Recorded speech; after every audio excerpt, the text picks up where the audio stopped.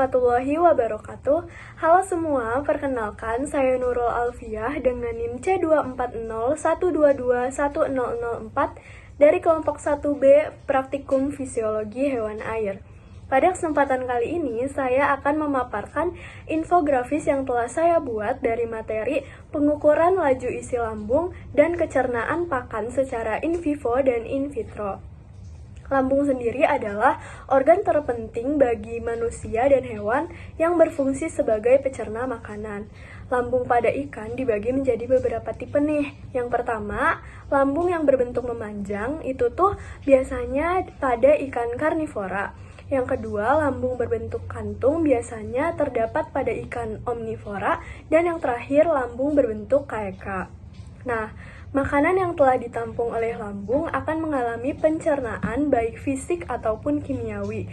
Setelah itu akan dilanjutkan bergerak ke usus melalui segmen pilorus. Hal tersebut ini sangat berkaitan dengan proses kecernaan pakan in vitro dan in vivo. Oke, langsung saja kita masuk ke pembahasan infografis. Let's go! Nah, berikut ini adalah infografis yang telah saya buat tentang pengukuran laju pengosongan isi lambung ikan dan pengukuran kecernaan pakan secara in vivo dan in vitro.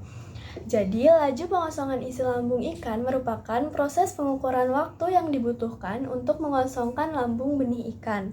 Lambung ikan berfungsi sebagai tempat mencerna makanan dan menampung makanan, menurut Nanda et al. 2021. Pakan yang dicerna oleh lambung ini akan diukur secara in vivo atau in vitro. Nah, teknik tersebut ini bertujuan untuk mengevaluasi sejauh mana nutrisi dalam pakan yang dapat dicerna oleh ikan. Dibantu juga dengan cairan digestif seperti HCl, bikarbonat, dan air. Nah, selanjutnya juga ada faktor-faktor. Yang pertama ini adalah faktor pengosongan lambung ikan.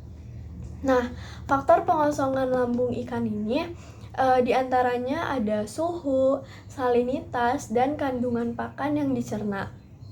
Yang kedua ada faktor penurunan bobot lambung atau ISC. ISC ini adalah indeks kepenuhan isi lambung ikan. Nah, faktornya yaitu kondisi tubuh ikan, faktor lingkungan, kebiasaan makan, dan nutrisi yang dicerna. Selanjutnya ada faktor aktivitas enzim pada proses in vivo dan in vitro.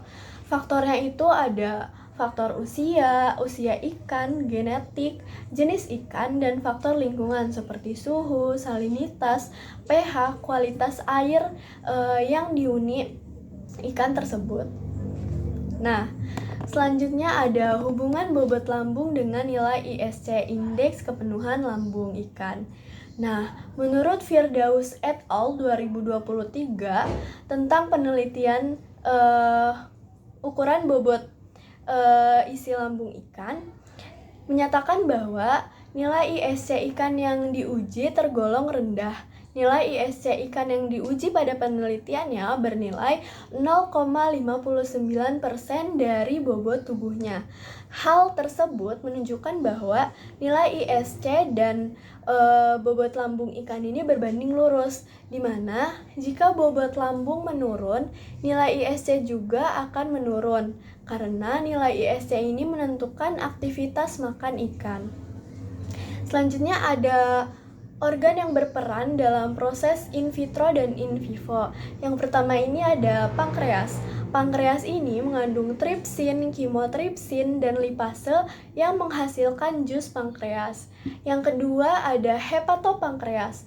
Hepatopankreas ini menghasilkan enzim amilase, lipase, dan protase.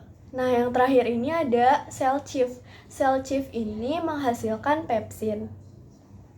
Selanjutnya ada hubungan perlakuan ukuran ikan dan suhu yang berbeda, di mana semakin tinggi suhu air akan semakin aktif pula metabolisme ikan, dan ketika suhu rendah ikan akan kehilangan nafsu makannya, serta akan menjadi lebih rentan terhadap penyakit. Namun ketika suhu terlalu tinggi, ikan akan mengalami stres pernapasan dan menyebabkan kerusakan pada insangnya. Nah, yang terakhir ini adalah hubungan kecepatan pengosongan isi lambung ikan dan suhu yang berbeda. Jadi, pada suhu yang tinggi, kecepatan pengosongan lambung ikan ini akan berlangsung cepat. Begitupun sebaliknya. Jika suhunya rendah, kecepatan pengosongan isi lambung ikan ini akan lambat. Dan jika ukuran lebih besar, pengosongan lambung ikan akan berlangsung lebih lama. Mungkin materi infografis yang saya paparkan ini cukup. Kesimpulannya adalah laju pengosongan isi lambung dan kecernaan pakan secara in vivo dan in vitro saling berkaitan, di mana laju pengosongan lambung mempengaruhi seberapa cepat pakan berpindah dari lambung ke usus. Dan proses pencernaan nutrisi berlangsung lebih intensif. Semakin cepat pengosongan lambung, semakin cepat pula nutrisi dari pakan tersedia untuk diserap oleh tubuh ikan. Di sisi lain, kondisi in vitro dapat mensimulasikan kondisi pencernaan dalam lambung dan usus ikan untuk mengukur kecernaan pakan. Hasil in vitro dapat memberikan indikasi awal mengenai kecepatan pengosongan lambung dan efektivitas pencemaran pakan sebelum diuji lebih lanjut secara in vivo. Keterkaitan itu penting untuk memahami dan mengoptimalkan formulasi pakan agar mendukung pertumbuhan dan kesehatan ikan secara efisien. Sekian dari saya, kurang lebihnya mohon maaf. Wassalamualaikum warahmatullahi wabarakatuh. Find something you can hold on to. Find someone who'll be there for you. 'Cause that's all that really matters in the end. Find somewhere you can come home to. Find someone that